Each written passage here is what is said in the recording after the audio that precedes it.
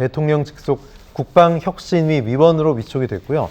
첫 회의를 통해서 다시 재등판했습니다. 그런데 과거에 댓글 공작 사건으로 유죄가 확정이 됐었죠. 또 다른 혐의에 대한 재판이 지금 진행 중인 이런 분인데 당시에 또 공교롭게도 윤석열 대통령이 검사 시절 김 전 장관을 수사했었던 이력이 있습니다. 어떤 인연일길래 이렇게 다시 이분을 소환했느냐 이런 얘기도 있더라고요. 어떻게 보십니까? 이 댓글 사건으로 구속 기소가 됐죠. 네네. 그래서 1, 2심에서 유죄 판단을 받았는데 네. 대법원에서 직권남용은 무죄다. 이 취지로 파기환송이 되었습니다. 그래서 명예를 회복한 건데 네. 대부분에서 본 시각이 난 맞다고 봐요. 뭔가 하면 이 국군 사이버 부대 자체가 네. 저도 어느 정도 알고 있습니다만 그 사이버 부대는 북한이 지금 보유하고 있는 약 적게는 3,000명, 많게는 6,000명 정도라고 합니다. 북한의 사이버 부대. 하루 종일 우리 대남을 그 남쪽을 향해서 공격을 지금 또 하고 있는 중이에요. 지금 이 시간에도 하고 있어요. 네. 거기에 대응을 하기 위해서 우리가 창설한 부대인데 우리는 그 숫자가 얼마 안 됩니다.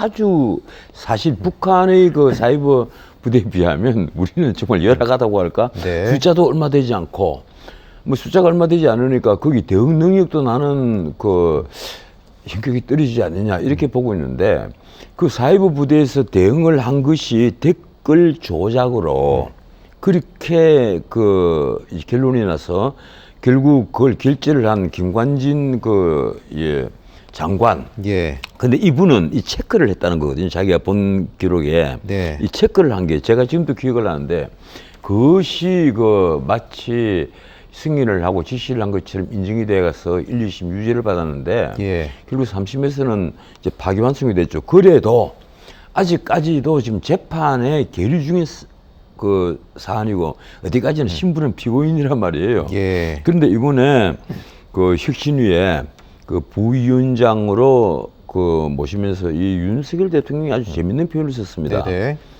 정말 그 북한도 지금 겁을 내는 분이다. 네네. 북한이 무서워한다 그랬죠. 무서워하는 예. 분이다. 이런데 그 말도 사실인 것 같고 어쨌든 이 윤석열 검찰총장 시절에 이 구속 기소를 했던 분을 예. 지금 대통령이 돼서 아직도 재판 중인데 이 혁신위의 부위원장으로 모시면서 그렇게 극찬을 했다는 것은 예. 조금 의외는 의외입니다. 그런데 예. 예. 또 한편 지금 국민 여론상으로 보면요. 모두 다 박수를 쳤을 거예요. 저는 네. 그렇게 믿습니다. 왜 어떤 그런가 근거에서 하면 그렇게 생각하시죠? 김관진 장관이라면 그 국가안보실장도 지내고 합참의장, 국방부 장관도 지내고 국방장관, 예. 한 문자 그대로 그 강골 군인입니다만 지금까지 우리나라 군이 당나라 군이냐 뭐 이런 비판을 받을 때마다 예컨대 예. 전방에 경계가 뚫려버린단 말이에요. 네. 그래서 북한에서 넘어온 애들이 우리 국군이 먼저 발견한 게 아니고 와서 배를 눌려가지고 녹국이순이라고 녹국이순이라는 했었잖아요. 표현이 예. 그래서 나왔잖아요. 그럴 때마다 우리가 늘 우리 군이 왜 이렇게 되느냐 하고 네. 탄식을 내뱉었는데 그럴 때마다 생각나는 분이 바로 이 김관진 장군입니다. 그래서 저도 사실 그 윤석열 대통령이 아직 재판 중인 분이지만 이렇게 국방혁신위의 부위원장으로 모신다. 네. 그리고 또 한편 이분이 그냥 부위원장이 아니고 아마 여기에 그 혁신위의 특별 자문위가 있는데 거기 그 자문위원회는 위원장 자격일 거예요. 네. 그래서 나는 참 잘하신 결정이다. 그렇게 생각을 합니다. 예.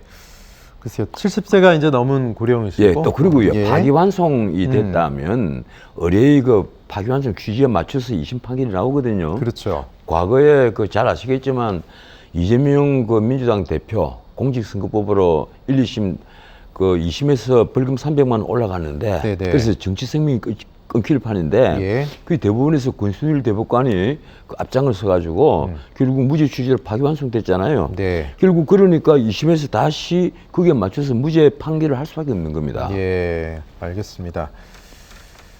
자, 국가안보 현장으로 복귀한 김관진 전 국가안보실장 과연 어떤 소감을 얘기했을지 좀 주목이 되는데요.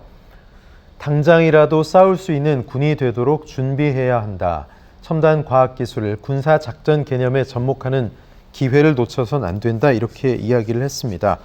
자, 한미일 군사 동맹으로 사실 뭐 중국과 러시아와의 관계가 이제 좀 껄끄러워지고 또 북한은 연일 말 폭탄 또 실제 뭐 핵실험 미사일 도발 이런 것들을 반복하고 있는데 국가 안보 현장으로서 어떻게 보면 이렇게 굉장히 강성의 군인이 돌아와서 뭔가 전력을 재정비한다. 좀 의미가 있다고 보십니까? 이 국방 혁신위가 나는 무슨 일을 앞으로 중심으로 할까 예. 봤더니만 아까 방금 말씀하신 대로 과학기술 강구를 만들겠다. 네. 아마 앞으로는 이게 그 무인기, 예컨대 드론을 통한 어떤 공중전, 네. 그리고 로봇을 통한 어떤 백병전, 네. 아마 이런 것이 미래는 벌어지지 않겠습니까? 그래서 그렇죠. 우리 군도 그 장정수를 계속 줄여들고, 예. 근데 뭐 오래전에는 68만의 현역병을 유지를 하다가 지금은 드디어 50만 군으로 줄였거든요. 네. 앞으로 그게 장정수가 줄어드니까 더 줄어들 수도 있다. 이런 이제 걱정이 그 앞서는 근데 어떻든 그 앞으로 미래전에 과연 이 옛날처럼 보병들이 백병전을 벌일 일은 마무하고 네네. 이 숫자는 줄겠지만 대신에 과학 기술이 접목이 된 강군이 만들어져야만 한다. 예. 우리 이번에도 그 해외 우리 무기들이 많이 수출이 됐습니다만 우리 그 안보에 과학이 접목되는 것은요 사실은 우리 군도 세계적이거든요. 예. 그래서 이번에 김관진 장군이 어떤 역할을 제대로 안 하시겠느냐 이런 기대를 가지고 있습니다. 네, 알겠습니다.